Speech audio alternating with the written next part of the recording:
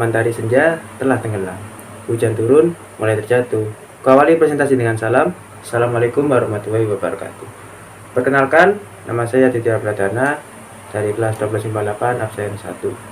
Di sini saya akan melakukan presentasi ujian praktek PPKN dengan judul materi yaitu faktor pembentuk integrasi nasional. Oke, langsung saja kita masuk ke dalam materi. Sebelum membahas lebih dalam, di sini saya akan bahas tentang peta konsep, yaitu subbab-subbab yang akan saya jelaskan pada presentasi kali ini. Yang pertama yaitu ada definisi integrasi nasional, yang kedua ada konsep integrasi nasional, kemudian yang ketiga ada faktor-faktor pembentuk integrasi nasional. Oke, langsung lanjut menuju definisi integrasi nasional. Integrasi nasional sendiri merupakan proses penyatuan berbagai perbedaan yang ada pada masyarakat sehingga menjadi selaras dalam sebuah bangsa. Perbedaan tersebut bisa meliputi antara suku, budaya, bahasa, ras, agama, dan faktor bangsa lain. Integrasi nasional ini menjadi hal yang sangat penting, khususnya bagi negara kita yang heterogen, negara Indonesia. Negara Indonesia sendiri memiliki banyak suku, budaya, bahasa, ras, dan agama. Kemudian lanjut ke konsep integrasi nasional. Konsep integrasi nasional ada dua, yaitu konsep integrasi nasional secara vertikal dan secara horizontal. Untuk secara vertikal,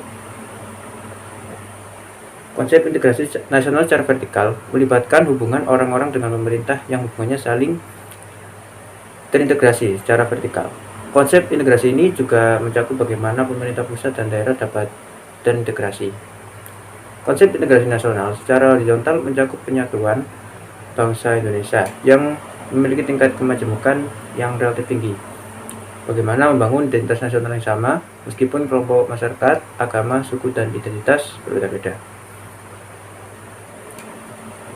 Kemudian kita lanjut dalam inti pembahasan kita, yaitu faktor pembentuk dari integrasi nasional itu sendiri. Yang pertama ada perasaan persatuan dan perjuangan. Salah satu faktor dan kontributor terpenting bagi integrasi dan persatuan nasional adalah perasaan berbagi nasib dan persahabatan sama. Ini dimulai pada masa kolonial ketika orang Indonesia tanpa memandang suku, ras, agama, atau kelas bersatu untuk kemerdekaan dari keinginan yang sama.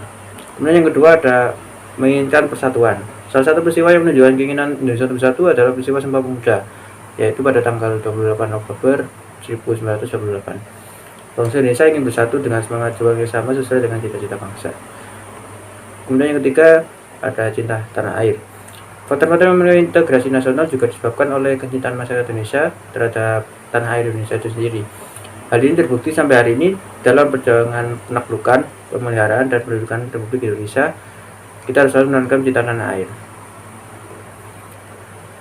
Kemudian yang keempat yaitu bentuk idealisme nasional. Integrasi nasional merupakan bentuk ideologi nasional yang disepakati bersama melalui ideologi Pancasila. Indonesia yang memiliki banyak perbedaan dan keragaman dapat terus bersatu. Hal ini karena nilai-nilai Pancasila berlaku bagi masyarakat, bangsa, dan kehidupan bangsa.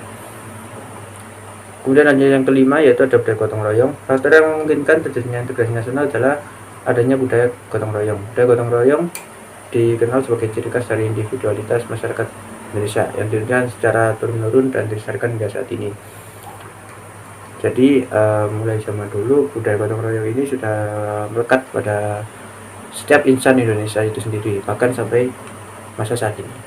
Kemudian lanjut ke yang terakhir yaitu memprediksi ancaman asing. Integrasi nasional juga penting dalam memprediksi ancaman eksternal. Bentuk ancaman eksternal dapat berupa mendudukan wilayah atau pulau terluar Indonesia. Jadi kita juga perlu memperhatikan ancaman-ancaman dari luar Indonesia, bukan dari dalamnya saja. Dan kita lanjut ke bank soal. Ada soal yang pertama yaitu sini syarat di bawah ini adalah syarat keberhasilan suatu integrasi pada suatu negara, kecuali jawabannya adalah C, adanya konsensus nasional dalam rangka kepemimpinan nasional yang otoritarian.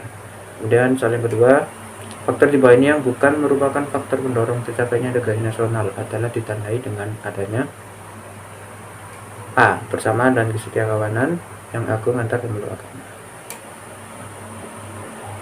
Kemudian lanjut ke soal nomor 3. Integrasi nasional akan berhasil jika antar komponen bangsa dapat meminimalisir beberapa faktor penghambat dalam integrasi nasional, kecuali D. Adanya rasa senasib sepenanggungan akibat penderitaan dalam perantauan di kota besar. Kemudian lanjut di soal yang keempat. Terciptanya integrasi sosial dalam masyarakat dapat dilihat dari A. Terwujudnya ketertiban dan ketentraman dalam kehidupan bersama. Kemudian lanjut soal yang terakhir. Integrasi nasional relatif sulit terwujud jika C. Norma-norma bersifat dinamis. Dari presentasi yang sudah saya sampaikan, kita bisa menarik kesimpulan, yaitu ada 2 kesimpulan. Yang pertama yaitu integrasi nasional merupakan proses penyatuan berbagai perbedaan-perbedaan yang ada pada masyarakat sehingga menjadi selaras dalam sebuah bangsa. Dan integrasi nasional memiliki 2 konsep, yaitu secara vertikal dan secara horizontal. Kemudian dalam pembentukan integrasi nasional pasti ada faktor yang membantu untuk mempermudah pembentukan integrasi nasional.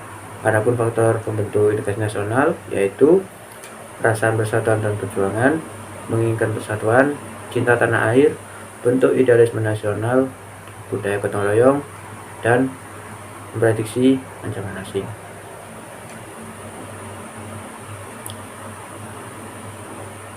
Oke, ini adalah akhir presentasi dari saya.